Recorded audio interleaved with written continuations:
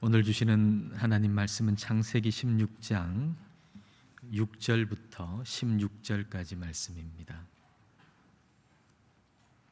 한 절씩 읽겠습니다.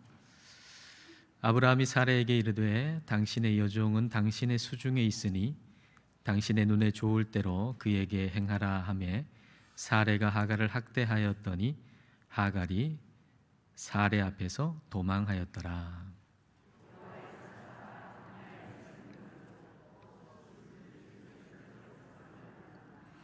이르되 사레의 여종 하갈아 내가 어디서 왔으며 어디로 가느냐.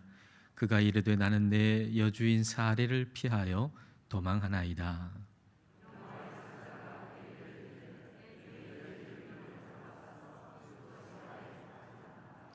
여호와의 사자가 또 그에게 이르되 내가 내 씨를 크게 번성하여 그 수가 많아 셀 수 없게 하리라.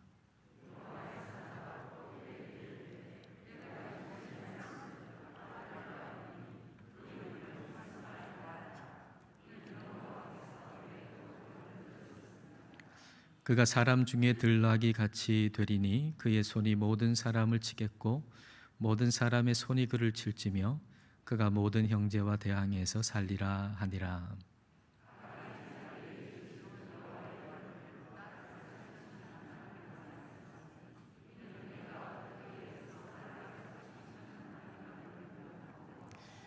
이러므로 그 샘을 부엘라헬 로이라 불렀으며 그것은 가데스와 베렛 사이에 있더라.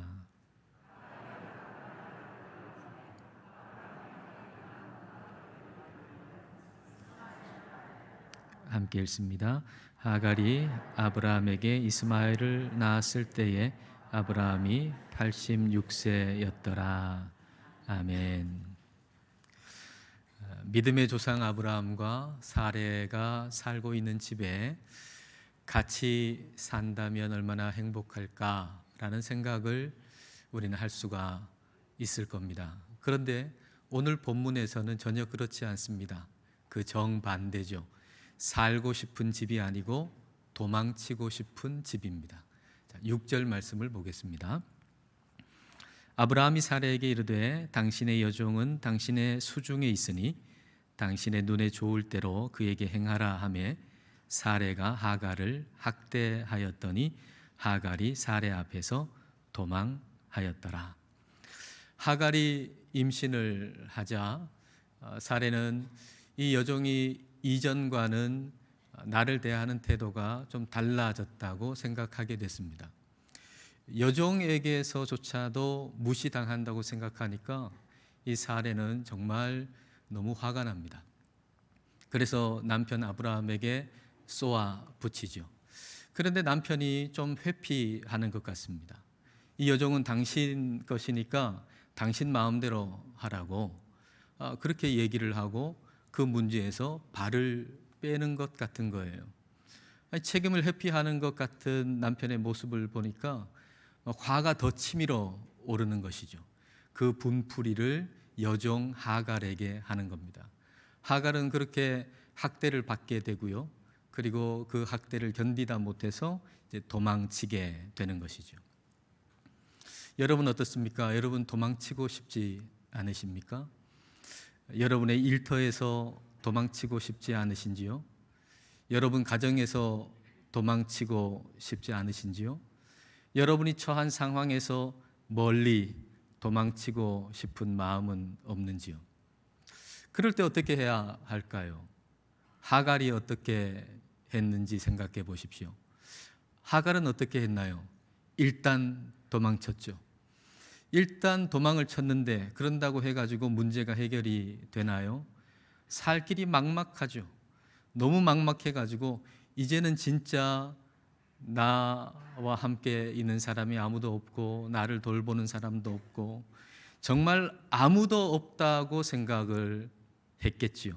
근데 바로 그곳에서 아무도 없다고 생각하는 그곳에서 하나님께서 하갈을 만나 주신 것입니다.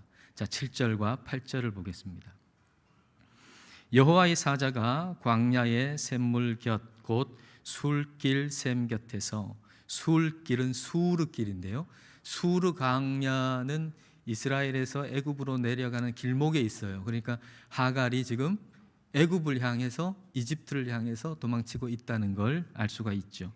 술길 샘 곁에서 그를 만나 이르되 사레의 여종 하갈아 내가 어디서 왔으며 어디로 가느냐. 그가 이르되 나는 내 여주인 사레를 피하여 도망하나이다. 여호와의 사자가 하갈한테 너 어디서 와서 어디로 가냐라고 질문을 던지죠. 그러자 하갈은 나는 내 여주인 사레가 학대를 해가지고 그 학대를 피해서 도망가고 있습니다 라고 얘기를 해요. 근데 어디로 가는지는 얘기를 하지는 못하죠. 물론 그는 애굽을 향해서 가고 있긴 하지만 정확한 목적지 없이 그저 도망치고 있을 정도로 매우 고통스러웠다는 얘기예요. 다음 직장을 알아보지도 못하고 그냥 사직서부터 내고 직장을 떠나야 할 만큼 너무 고통스럽고 힘들었다는 얘기죠. 그렇게 떠나가지고 앞이 막막한데 그런 하갈을 하나님은 보고 계셨고 그리고 하나님은 그를 만나 주신 겁니다. 이 만남이 없었다면 하갈은 아마도 하나님을 크게 오해했을지도 모르겠습니다. 자, 하갈의 입장에서 한번 생각해 보십시오. 아브라함의 그 무관심, 방관, 그리고 사레의 학대, 그런 무관심, 그런 학대를 받고서 지금 도망치고 있는 하갈의 입장에서 생각해 본다면 저런 사람들이, 저런 인간이 믿는 하나님은 난 절대 믿을 수가 없어 라고 생각했을지도 모르겠습니다. 간혹 그런 분들 만나서 얘기를 듣게 되는데요. 이전에 신앙생활 했다가 이제는 더 이상 신앙생활을 하지 않는 분이 이런 얘기를 해요. 자신의 가정에서 아버지가 굉장히 열심히 신앙생활을 하는데 그 아버지한테 너무 상처를 많이 받은 거예요. 그래서 저런 아버지가 믿는 하나님 난 절대로 믿을 수가 없다라고 그렇게 하나님을 떠나버린 것이죠. 자, 그렇게 본다면 하갈에게서는 더욱 그럴 수 있잖아요. 저런 인간들이 믿는 하나님 나는 절대로 믿을 수가 없다라고 생각할 만하잖아요. 그러나 우리가 기억해야 할 것은 하나님은 우리 육신의 아버지가 아니라는 거예요. 하나님은 아브라함이 아니라는 거예요. 하나님은 사레가 아니라는 거예요. 사레에게 상처를 받았다고 해가지고 하나님도 똑같이 사레처럼 취급하는 것은 옳지 않다라는 얘기죠. 혹 여러분 주위에 예수님 믿는다라고 하는 사람 때문에 여러분 상처를 받으셨습니까? 우리가 다 허물 많은 인간이니 그런 일은 지금도 있을 것이고 또 앞으로도 있을 겁니다. 다 허물 있는 인간이잖아요. 그러니 우리는 우리 주변에 예수님 믿는다고 하는 사람 때문에 상처받는 일은 지금도 진행 중이고 앞으로도 있을 일이라는 거죠. 그럴 때 우리는 저런 인간이 믿는 하나님 나는 못 믿겠다라고 하는 것이 아니라 아니 저런 인간까지도 변함없이 사랑하시는 하나님의 사랑은 얼마나 큰 사랑이냐라고 생각하고 그 사랑 안으로 더 깊이 들어가셔야 합니다. 실수 많은 인간 때문에 실족하지 마시고 실수 많은 인간 때문에 하나님의 사랑 안으로 더 깊이 들어가실 수 있기를 축복합니다. 하갈은 사레에게 상처를 받고 도망치다가 하나님을 만났습니다. 자, 그렇다면 하나님은 왜 하갈에게 은혜를 베풀어 주시고 하갈을 만나 주신 걸까요? 왜 하갈을 만나 주시고 은혜를 베풀어 주신 그 이유는 어디에 있는 걸까요? 어떤 분은 하갈이 약자이고 피해자이니까 하나님께서 은혜를 베풀어 주셨다라고 생각할지도 모르겠습니다. 우리가 어떤 뉴스를 접할 때나 어떤 사건을 접할 때 우리가 가지는 한 가지 실수가 있는데 그것은 가해자는 악하고 피해자는 선하다라고 하는 틀을 가지고서 보는 거예요. 가해자는 악하다, 피해자는 선하다.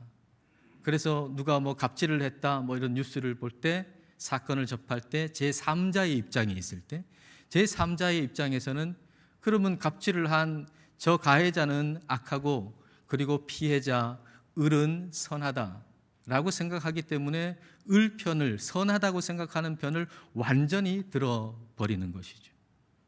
일방적으로 피해자 편을 드는 거예요. 그러나 가만히 들여다보면 실상은 그렇지 않습니다. 하갈을 가만히 한번 들여다보십시다. 하갈은 약자입니다. 하갈은 피해자입니다. 그렇다고 선합니까? 하갈은 약자죠. 피해자예요. 그렇다고 그가 선한 사람입니까? 여러분 4절 말씀을 보십시오.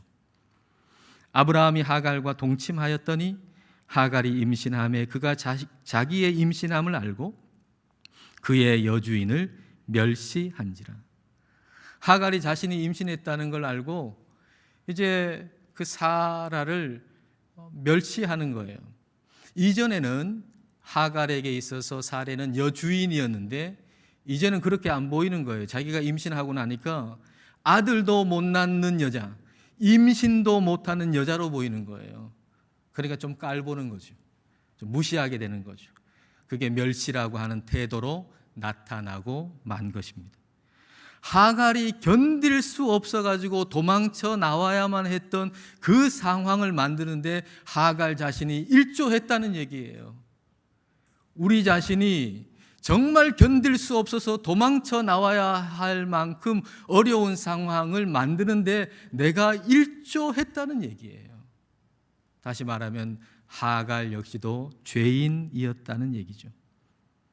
하나님은 하갈이 아무 잘못도 없고 선한데 피해를 받으니까 만나주시고 은혜를 베풀어 주신 게 아니라 죄인인 하갈에게 무조건적인 사랑과 은혜를 베풀어 주신 거예요.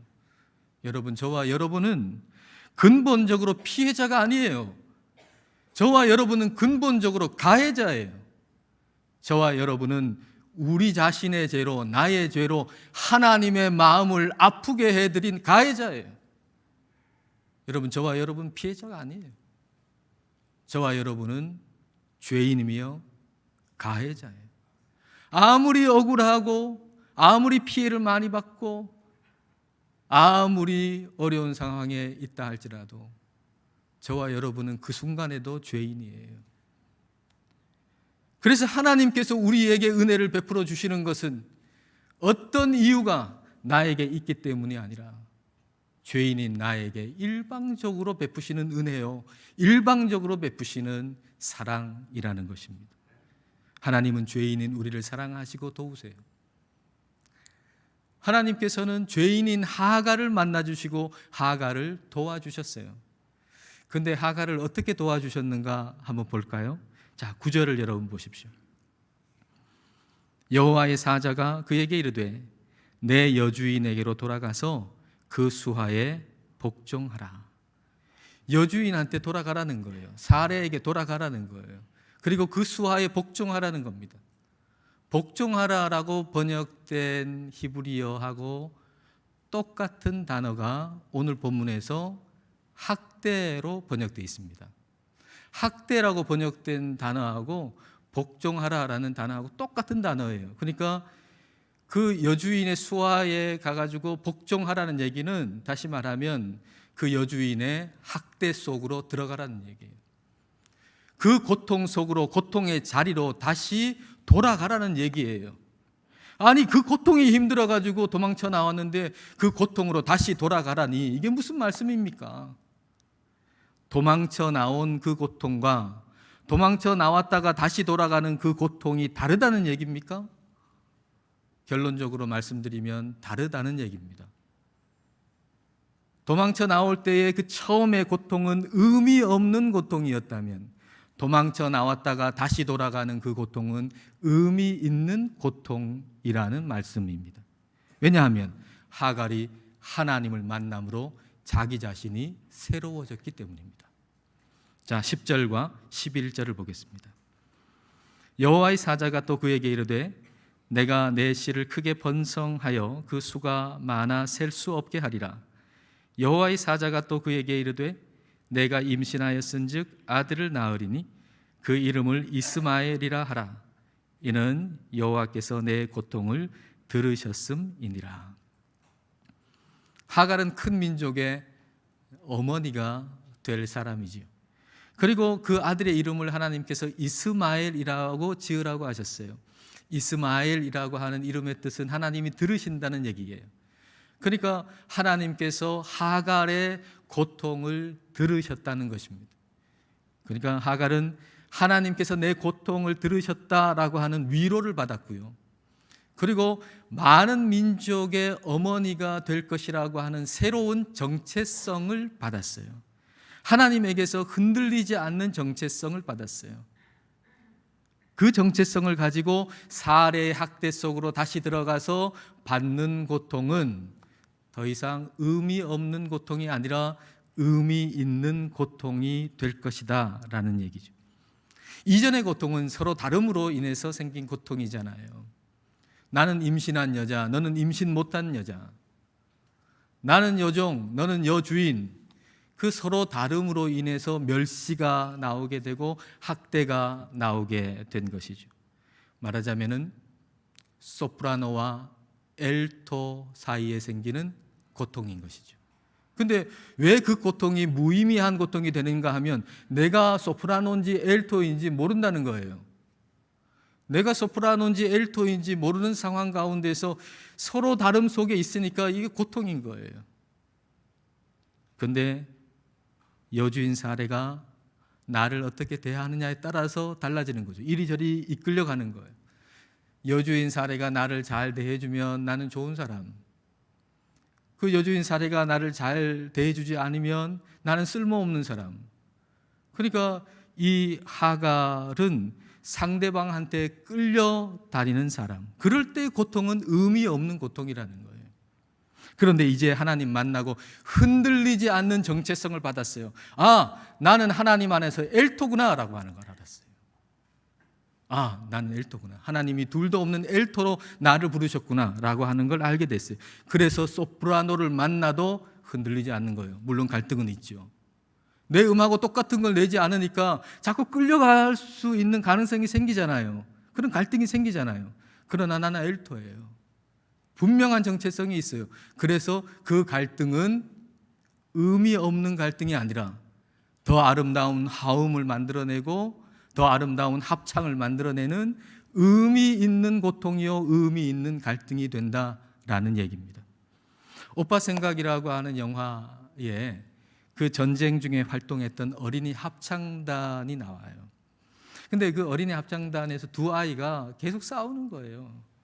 계속 싸우니까 그 어린이 합창단을 이끄는 장교가 그 두 아이를 그 합창단 앞에 이렇게 세워요. 그리고 두 아이한테 싸우라고 얘기해요. 야, 싸워라 그래. 그렇게 싸우는데 싸워라. 멍석을 깔아주니까 못 싸워요. 그러니까 이 장교가 아이한테 그러면 노래로 대결을 하자. 너는 애니 로리를 불러라. 애니 로리는 우리가 불렀던 우리 찬송 하늘 가는 밝은 길이 그 찬송의 원곡이에요. 애니 로리가. 그리고 또 한 아이한테는 넌 데니보이, 아 목동아라고 하는 노래. 이 두 노래를 서로 다른 노래를 불러라. 그런데 음이 저쪽을 따라가거나 틀리면 그 사람이 지는 거다 하고 이제 대결을 붙이는 거예요. 제가 말씀드리는 것보다 한번 싸움의 결과가 어떤지 한번 보는 게 좋을 것 같아요. 한번 보겠습니다. 지금부터 둘이 싸운다. 정정당당하게 1대1로 싸워서 결판 내는 거야. 싸워.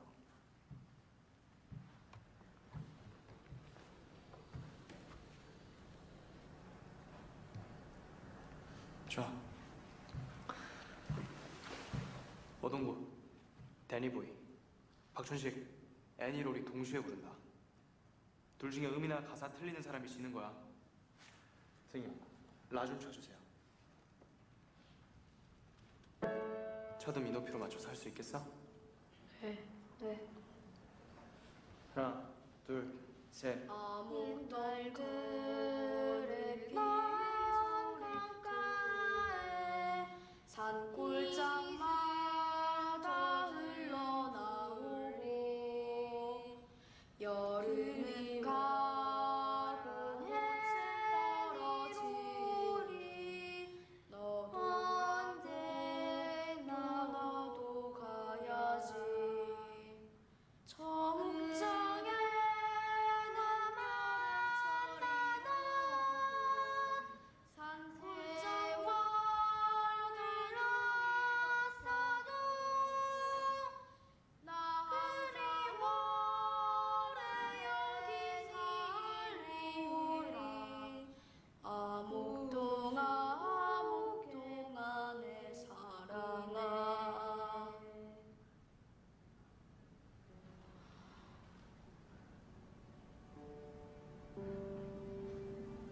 합창은 서로 다른 음을 불러서 화음을 이루는 거야. 이렇게 서로 다른 음이 사이좋게 어울리면 지금처럼 멋지고 아름다운 노래가 되는 거다. 싸우고 싶으면 싸워. 단 너희들은 싸우고 또 싸워서 멋진 화음을 만들어내길 바란다. 서로 싸우더라도 그걸 화음으로 만들고 결국에는 멋진 노래로 만들어내는 그런 의미 있는 싸움을 하길 바란다.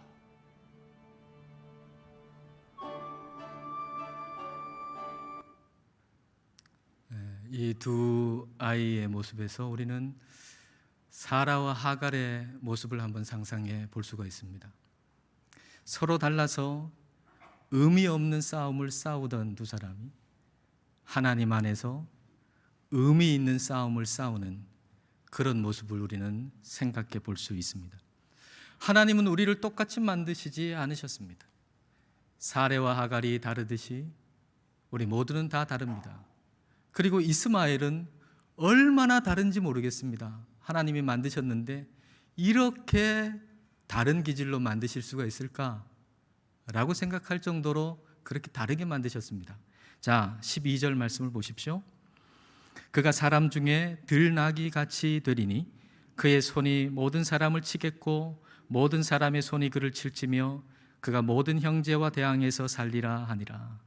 이스마엘을 들나귀 같다 그러셨거든요. 욥기 39장에 보면 하나님께서 욥에게 말씀을 많이 하셨는데 그 중에 들나귀에 대해서 말씀을 하셨어요. 근데 들나귀에 대해서 말씀하실 때 하나님께서 쓰신 단어가 자유예요. 자유. 그러니까 들나귀는 굉장히 자유로운 사람을 얘기하는 거죠.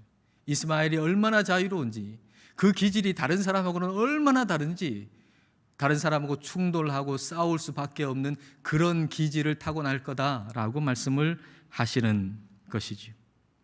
지금도 이삭의 자손과 이스마엘의 자손이 싸우고 있잖아요. 이스라엘과 아랍이 싸우고 있잖아요.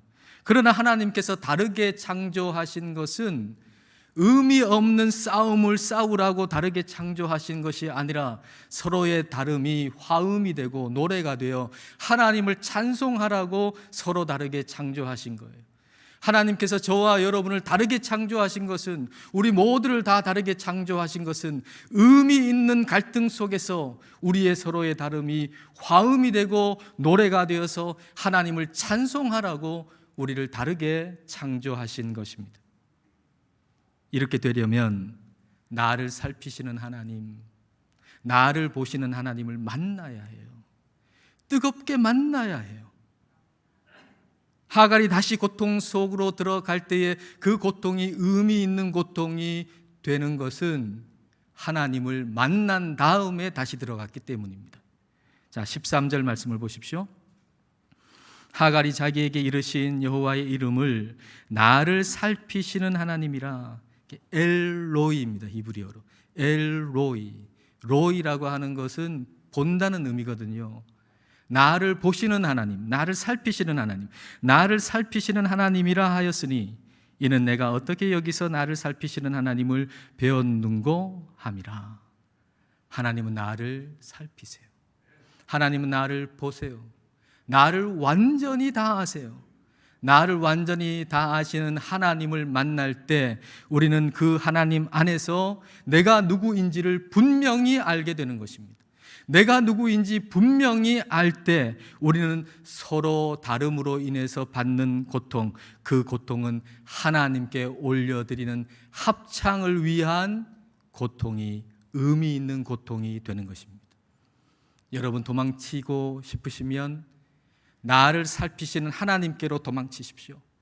정말 여러분 도망치고 싶으시면 나를 보시는 하나님께로 도망치십시오.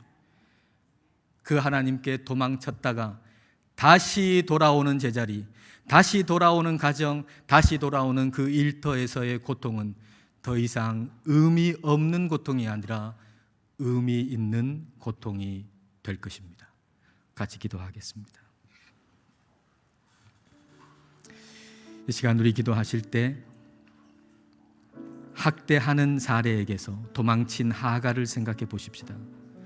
그리고 하갈이 만난 나를 살피시는 하나님을 생각해 보십시다. 도망치고 싶은 마음이 우리에게도 있다면 나를 살피시는 하나님에게로 도망치십시다. 나를 살피시고 보시고 완전히 다 아시는 하나님 안에서 내가 누군지를 다시 확인하십시다. 그래서 도망치고 싶은 그 자리로 다시 돌아갈 때에는 그 고통이 의미 없는 고통이 아니라 의미 있는 고통이 되기를 기도하십시다. 가정에서, 일터에서 서로의 다름으로 인해서 생긴 고통과 아픔이 이제 화음이 되고 노래가 되어 하나님께 드리는 찬송이 되기 위한 의미 있는 고통이 되기를 이 시간 함께 기도하겠습니다.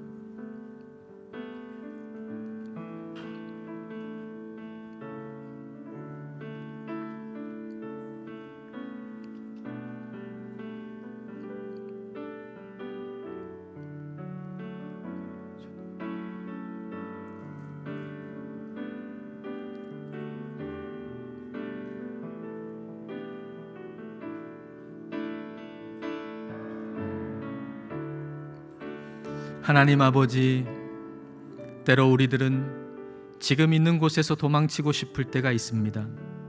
심지어는 가정에서조차도 도망치고 싶을 때가 있습니다. 서로 달라도 너무 달라서 도저히 버틸 수 없다고 여겨질 때가 있습니다. 그러나 학대받고 도망친 하갈을 만나주신 하나님을 이 시간 바라봅니다. 나를 살피시는 하나님, 나를 보시는 하나님께 도망치게 하시고 하나님 안에서 내가 누구인지를 알게 하옵소서. 그리하여 다시 그 고통 속으로 들어갈 때에는 의미 없는 고통이 아니라 의미 있는 고통이 되게 하옵소서. 서로의 다름이 아픔만 주는 단지 의미 없는 고통을 만들어내는 것이 아니라 서로의 다름이 화음이 되고 노래가 되어 하나님께 올려드리는 찬송이 되는 의미 있는 고통이 되게 하옵소서. 예수님 이름으로 기도드립니다. 아멘.